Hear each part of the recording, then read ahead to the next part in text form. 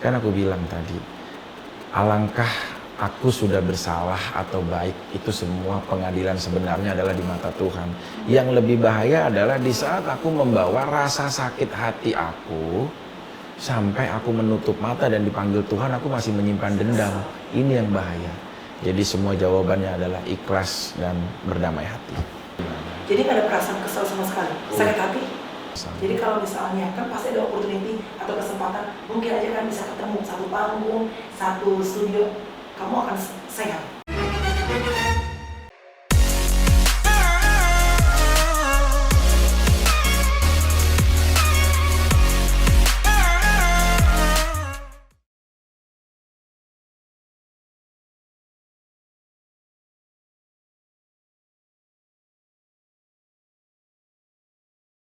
Begitu di persidangan kan, gue tahu dari baby ini lo akan masuk ke proses persidangan lagi. Terus lo dinyatakan lo bebas. Ya, jadi ekspektasi nggak atau justru itu surprise banget? kita nggak tahu ya nasib kita bagaimana. Karena aku juga ya udah berharap, tapi takutnya kecewa. Iya, jadi gini, kita nggak ngerti kita itu akan terjadi apa di dalam persidangan. Sampai dibilang, ya Allah, kalau sampai nanti bebas, aku janji ya Allah, aku nggak nakal lagi, aku nggak banyak pacar lagi, aku nggak apa-apa lah ya Allah, janji. Makanya ini begitu dikasih bebas sama Allah, nah ini sih beban moral untuk kita. Jadi kalau lihat yang cantik cuma ya lihat doang, ya gitu. Kalau lihat ketemu siapa, ya udah berjanji ya. Allah udah kasih kamu permintaan loh, tapi kamu bisa nggak menepati janji kamu? Nah itu sih, jangan sampai nanti tiba-tiba nggak menepati janji, Allah memberikan hal rencana lain. Ya kan bisa dong. Karena tadi seperti lo bilang, lo udah planning A sampai Z, tiba-tiba kalau emang udah rencana itu akan bolak masuk hari itu juga. Iya. Ceritain kita deh, kita kan kebiasa hidup enak, tidur enak, pakai AC, di tempat tidur yang nyaman, kemana-mana ada supir, ada asisten. Begitu tiba-tiba semua hal itu diambil daripada lo, apa doa lo dan gimana caranya untuk bisa berdamai dengan keadaan? Lo kan tidur di lantai, ya mungkin pakai tempat tidur, tapi kan nggak mungkin sama kayak di rumah. Hikmah sih, hikmahnya bahwa kita itu lahir dari rahim yang nggak bisa kita rencanain. Ya Allah, lahirkan saya dari rahim seseorang wanita yang kaya raya, seorang wanita yang bagaimana. Kita tuh nggak bisa negosiasi sama Tuhan untuk dilahirkan menjadi apa, dari rahim siapa, dan dari kalangan apa. Nah justru di situ akhirnya kita itu udah kayak latihan untuk tidak mengkastakan hidup. Semua gitu. benar-benar sama. Lucu kan, begitu gue tidur di sebelah.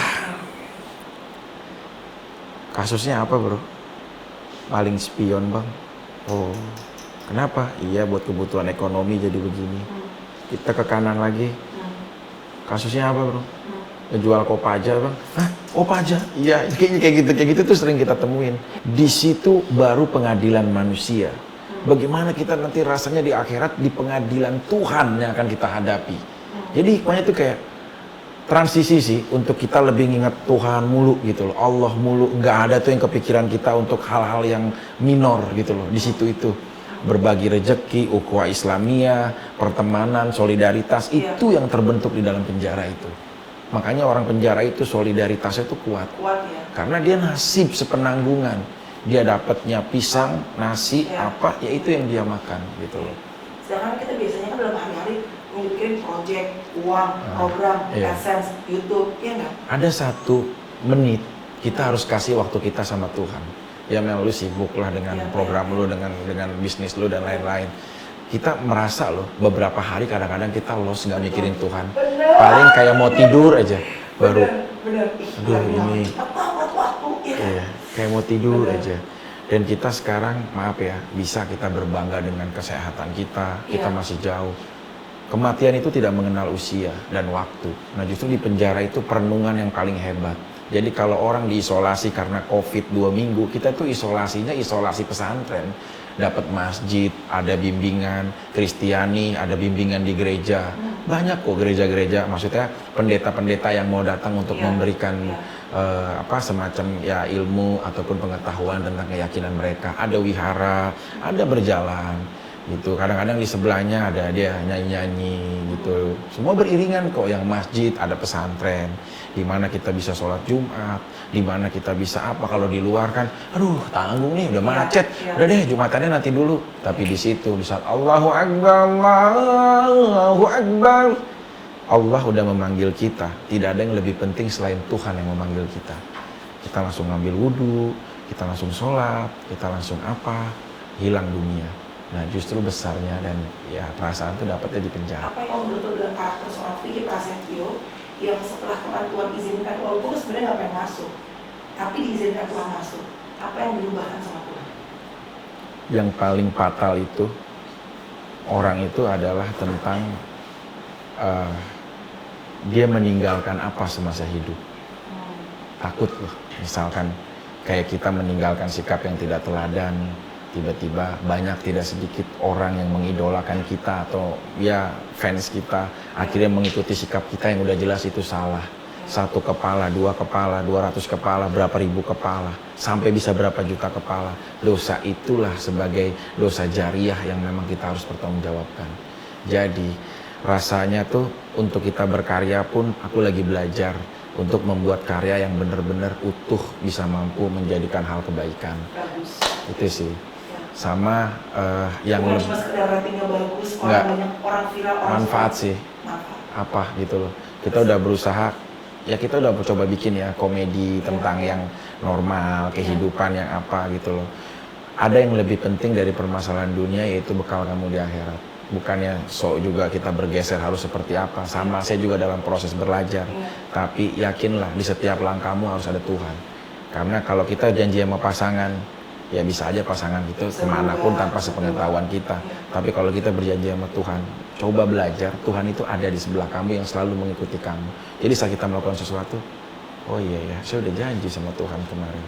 Dan kita harus lebih paling utama adalah bersyukur. Bersyukur ya. Iya, jadi dalam perkara ini kita udah nggak usah repot tunjuk-menunjuk siapa yang salah dan siapa yang benar.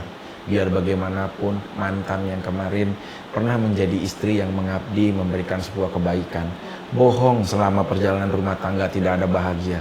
Bohong sebentar atau selamanya perjalanan rumah tangga tidak memberikan kebaikan besar atau kecil. Jadi lebih baik belajar memikirkan kebaikannya daripada kita harus menunjuk siapa yang salah dan benar. Kalau masalah persidangan semua udah disuguhkan, cuma tinggal majelis nanti menyikapi persidangan ini putusnya bagaimana. Jadi nggak ada perasaan kesal sama sekali? Insya Allah sih Mel, Insya Allah mudah-mudahan aku sakit hati? enggak sih. Sama sekali? Ya wanita sih kalau kita lawan nggak layak gitu. Maksudnya ya wanita memang perasaan.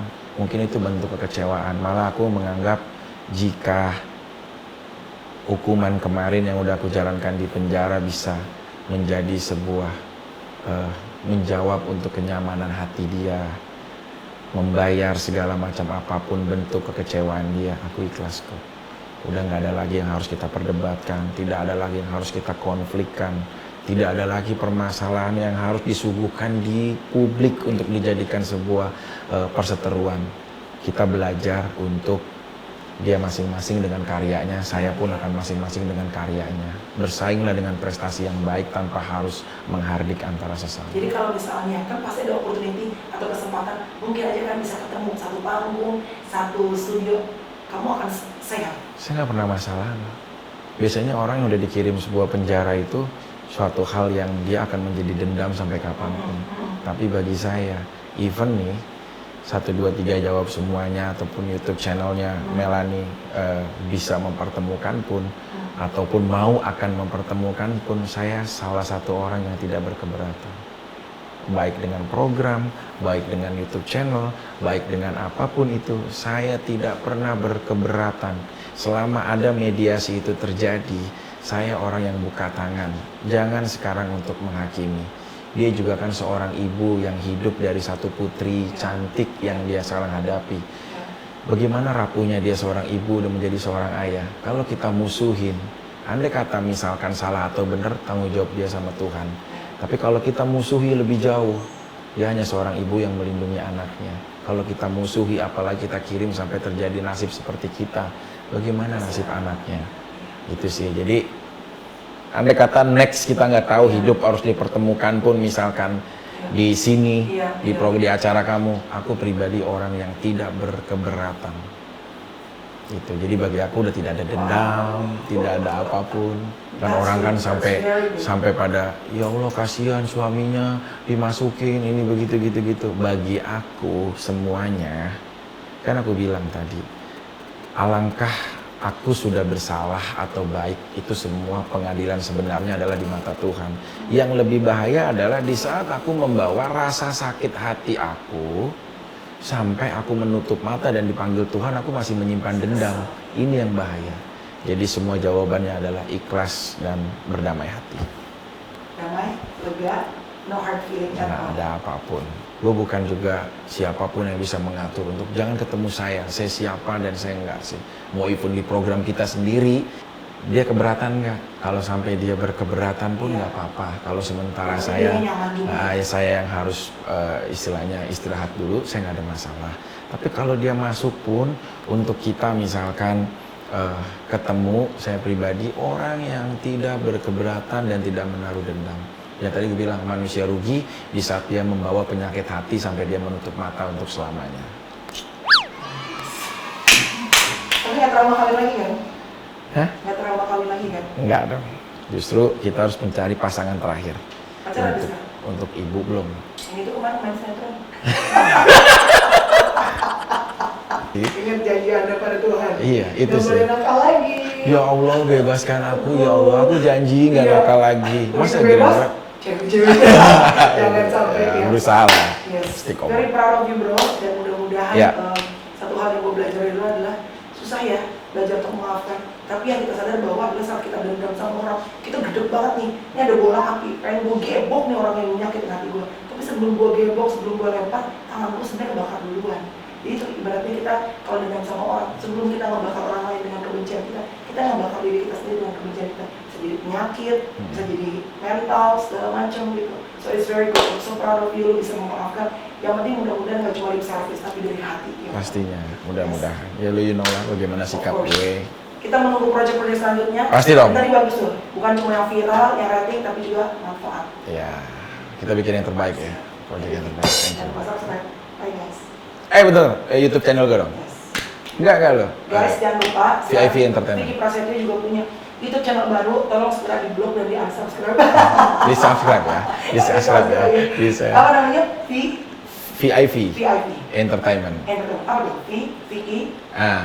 V-nya V-nya apa? belakang lu nama gue. Vicky Prasetyo. I-nya? I love you.